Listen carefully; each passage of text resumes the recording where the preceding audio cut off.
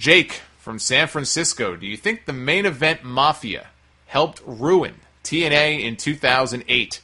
They were a super group of veterans that should have put over the younger talent. Instead, they won nearly every damn feud and made the TNA frontline look like jobbers at house shows. This was TNA's chance to prove their homegrown talent was superior to WWE's, but all they did with the Main Event Mafia was make WWE look superior. This is what killed TNA for me personally, and I lost a lot of respect for guys in the Main Event Mafia like Kurt Angle because they proved they were there and just as bad at burying talent as what the Smarks accused certain WWE top stars of doing.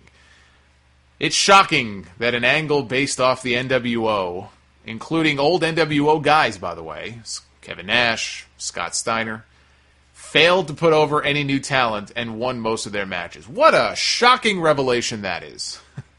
I mean, really, what did people expect? How many new up-and-coming guys were made by feuding with the NWO? DDP, maybe? I still remember that segment where DDP had the shirt and he did the diamond cutter and the place went. That's one of the all-time great Nitro segments. You could count DDP, I guess, although I'd hardly call him an up-and-coming star at that time. I mean, by no means was he young. But, you know, it helped him. Goldberg? Yeah, before they killed him. Who else? How many years was the NWO storyline in effect? How many guys were helped by feuding with or working with the NWO? Not many. So while it was a hot angle and it was the cool thing and, you know, rah-rah, this is all great and WCW is on top, what they should have been doing as the group began to disintegrate and we saw the splinters in the NWO, and eventually they splintered off into like 3 different NWO factions, and then you had the LWO with the Latino guys. It was ridiculous. But they never bothered to take all of those guys on the undercard and say, okay, not all of these guys can be stars, but let's take 2 or 3 of these guys, whether it's a Benoit or a Jericho or whoever, and let's focus on those guys, come up with a battle plan, and let's start to elevate these guys. And they didn't do it. That's why they all left. And when those guys left, they were left with nothing except bad storylines and dwindling ratings, because the cool heels always got the win. They were cool. People wanted to cheer for them. They lost sometimes, but rarely. And everyone else, whether they won or lost, didn't matter. They were made to look like idiots. So as great as the NWO was for WCW, it was part of its undoing. Main Event Mafia was an offshoot of the NWO, and I'm not saying that every heel faction is a copy of the NWO, but just look at the Main Event Mafia. It's obvious it was an offshoot of what the NWO used to be.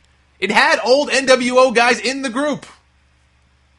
So I don't know why people are shocked that the Main Event Mafia storyline, didn't exactly do wonders for the TNA frontline when they did that storyline in 2008. But that's not even the point. That's not even what killed TNA. What has killed TNA for so many years now is being WWE light. These past few months have been better, but it's too little too late. They started pushing new faces. They brought back the 6-sided ring that had differentiated them from WWE back in the day, but it's too late. What's killed them are poor decisions by management and bad booking for far too long. All the Russo years.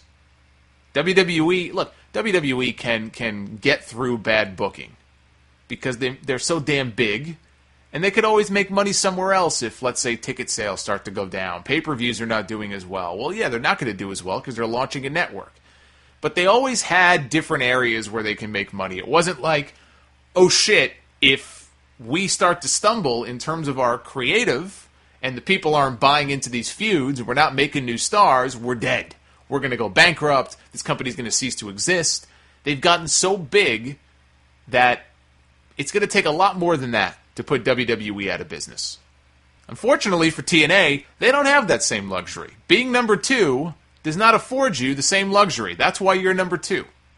You need to work that much harder to convince people to pay money to watch your product and to come to your shows, which TNA has done a very poor job of doing. When you have 200 people at a TV taping, that's not good. And they've had, how many big names have they had? They've got the homegrown talent. That's for sure. They've had Bobby Roode, Austin Aries, and Samoa Joe, and they got the Wolves now, but they've also had other guys throughout the years that were very talented. Daniels and Kazarian were two other examples, right? They always had the homegrown talent, but they brought in countless big names over the years. They had Hogan and Flair, and they had Sting, and they had Foley, and they had Kurt Angle, and I forgot even to mention AJ Styles is another part of that homegrown talent they had. So they had all these different things, and yet they could never make it work. And that's not the talent's fault, that's TNA's fault. Like I said, being number 2 means you have to work that much harder and not make too many mistakes, and they've made far too many mistakes. And look, I hope they find a new TV home and they can somehow continue on. Fact is, they don't deserve any more chances because they've had 12 years to make it right, and they flopped. I've said it before, other wrestling promotions would kill to have 2 hours on a major cable station like TNA has had. And they've squandered it.